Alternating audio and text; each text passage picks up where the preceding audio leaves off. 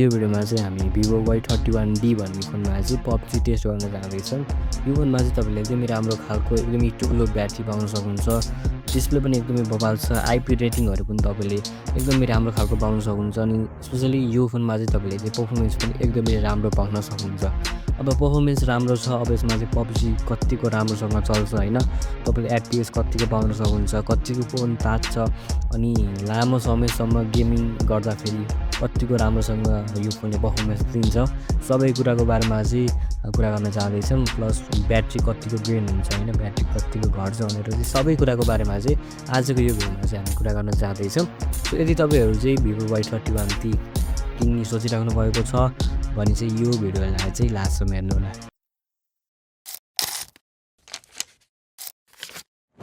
चाहिँ यो फोनको गेमिङ फिचर्सहरूको बारेमा कुरा गरौँ हैन।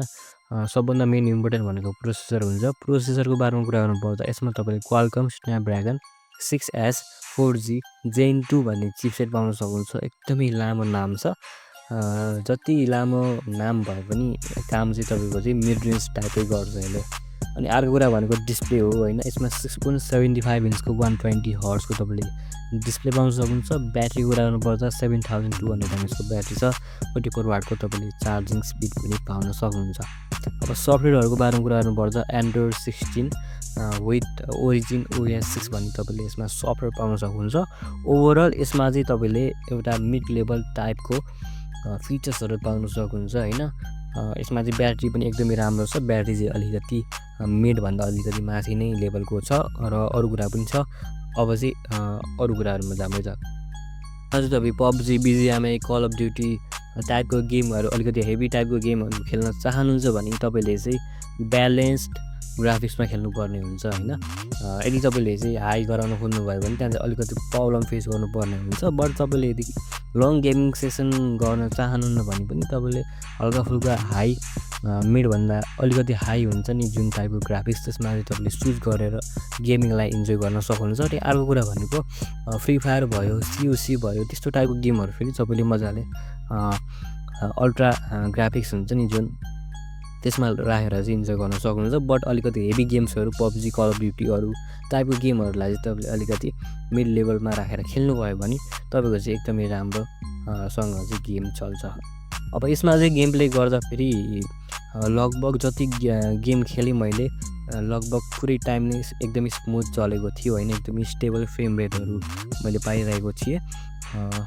तपाईँले मिडियम ग्राफिक्समा यदि गेमहरू खेल्नुहुन्छ भने तपाईँले चाहिँ लगभग राम्रै खालको FPS देख्न सक्नुहुन्छ हैन। एकदमै स्टेबल टाइपको, अनि तपाईँको चाहिँ लोडिङ टाइमहरू पनि एकदमै राम्रो छ हैन।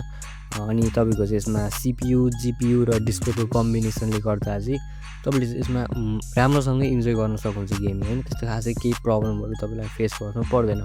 ओभरअल भन्नुपर्दा चाहिँ जति तपाईँले पैसा तिरिराख्नु भएको छ त्यति चाहिँ तपाईँले एकदमै मजाले भ्यालु फर मनी तपाईँले पाउन सक्नुहुन्छ फर गेमिङ पर्पज हैन। एकदमै मजाले गेमिङ गर्न सक्नुहुन्छ। यति सस्तो फोन छ, तपाईँले चाहिँ यसमा यदि राम्रैसँग PUBGहरू खेल्न सक्नुभयो भने अरू त के नै चाहियो र हैन। सो तपाईँले राम्रोसँग खेल्न सक्नुहुन्छ PUBG।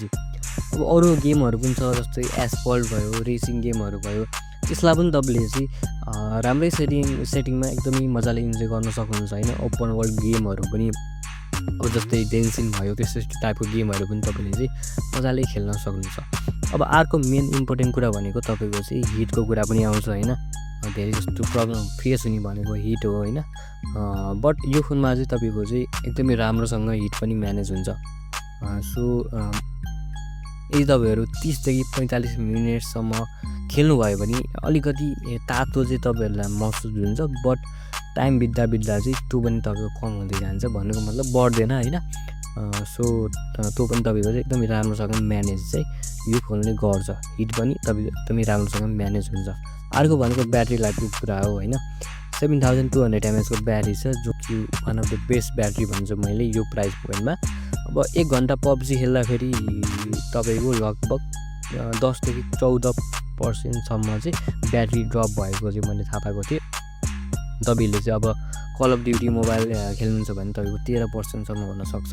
यो चाहिँ मैले एभरेजमा एउटा भनेको हैन, सबै कुरा यताउता गरेर मैले भनेको कुरा हो। सो PUBG खेल्दाखेरि लगभग तपाईँको त्यही 10 देखि 15सम्मको चाहिँ तपाईँको ब्याट्री ड्रप चाहिँ हुन्छ। प्लस यसमा चार्जिङ स्पिड पनि एकदमै राम्रो पाउन सक्नुहुन्छ तपाईँले। सो त्यो कारणले चाहिँ ब्याट्रीको त्यस्तो खासै टेन्सन लिनु चाहिँ तपाईँहरूलाई पर्दैन क्या। सो यो फोनमा चाहिँ ब्याट्री भयो, थर्मल म्यानेजमेन्ट भयो, सबै कुरा चाहिँ यो फोनमा तपाईँले एकदमै राम्रो पाउन सक्नुहुन्छ। यसमा चाहिँ तपाईँले एकदमै राम्रो राम्रो खालको गेमिङ फिचर्सहरू, टुल्सहरू पनि पाउन सक्नुहुन्छ। जस्तै एउटा भनेको गेम मोड छ, जसलाई तपाईँले चाहिँ अन गरेर यदि खेल्नुभयो भने तपाईँको चाहिँ अनवान्टेड नोटिफिकेसनहरूलाई चाहिँ ब्लक गरिदिन्छ होइन, गेमिङ गर्दाखेरि डिस्टर्ब हुँदैन तपाईँहरूलाई। अर्को भनेको पर्फर्मेन्स मोड छ, जसले गर्दा तपाईँको चाहिँ ब्याकग्राउन्डमा चलिरहेको एप्सहरूलाई मजाले बन्द गरिदिन्छ। प्लस तपाईँको चाहिँ मेन फोकस चाहिँ तपाईँको त्यही गेममा मात्र दिन्छ। तपाईँको CPU, GPU, ऱ्याम रोम सबै तपाईँको त्यही गेमिङमा मात्रै फोकस हुन्छ, जसले गर्दा तपाईँको पर्फर्मेन्स बुस्ट हुन्छ। अर्को भनेको ऱ्याम एक्सपान्सन पनि तपाईँले यो फोनमा गर्न सक्नुहुन्छ।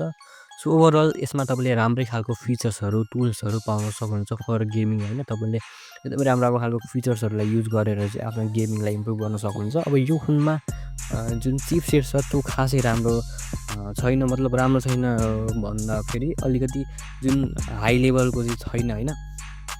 तर यसमा चाहिँ अरू फिचर्सहरू राम्रो भएको कारणले चाहिँ त्यसलाई चाहिँ अलिकति नेग्लेक्ट गर्न सकिन्छ। जस्तै डिस्प्लेहरू भयो, ब्याट्रीहरू भयो, अनि यो फिचर्सहरू भयो, थर्मल म्यानेजमेन्टहरू भयो, यो कुराले चाहिँ यो फोनलाई अलिकति राम्रो गराउँछ। किनभने यो प्राइस पोइन्टमा चाहिँ यो कुराहरू पाउनु अलिकति गाह्रै हुन्छ होइन। सो यो सबै कुरा मिलेर चाहिँ एकदमै राम्रो खालको गेमिङ चाहिँ तपाईँ इन्जोय गर्न सक्नुहुन्छ। पर्फर्मेन्स मात्रले डिसाइड गर्दैन होइन, तपाईँको धेरै कुराहरूले डिसाइड गर्ने गर्छ। सो एउटा मात्र कुरा छैन, बट अरू कुरा चाहिँ तपाईँले यो फोनमा एकदमै राम्रो पाउन सक्नुहुन्छ। अब चाहिँ मैले तपाईँहरूलाई सरर यसको राम्रो कुराहरू, नराम्रो कुराहरूको बारेमा भनिदिन्छु, जसले गर्दा फोन किन्ने नकिन्ने भनेर तपाईँहरूलाई चाहिँ डिसिजन लिन, बुझ्न एकदमै सजिलो हुन्छ। सुरुमा चाहिँ यो फोनको राम्रो कुराहरूबाट सुरु गरौँ। सबभन्दा पहिला चाहिँ यसमा एकदमै राम्रो खालको डिस्प्ले पाउन सक्नुहुन्छ। अर्को कुरा भनेको एकदमै ठुलो ब्याट्री छ। र अझै अर्को कुरा भनेको एकदमै स्टेबल पर्फर्मेन्स तपाईँले यो फोनमा पाउन सक्नुहुन्छ। अझै केही नराम्रो कुराहरू पनि छ, जस्तै मैले तपाईँलाई भनिसकेँ यो चाहिँ गेमिङ बेस्ड एकदमै बवाल खालको पर्फर्मेन्स चाहिँ यो फोनलाई दिँदैन। तपाईँको दिने भनेको ठिकठाक मिड लेभल टाइपको पर्फर्मेन्स दिन्छ, त्यो चाहिँ यो फोनको चाहिँ अलिकति नराम्रो कुरा हो। अनि अर्को कुरा भनेको यदि तपाईँहरूले लगातार गेम खेल्नुभयो भने लगभग 4 घन्टा 5 घन्टासम्म लगातार गेम खेल्नुभयो भने अलिकति तपाईँको फ्रेमहरू ड्रप हुन सक्छ।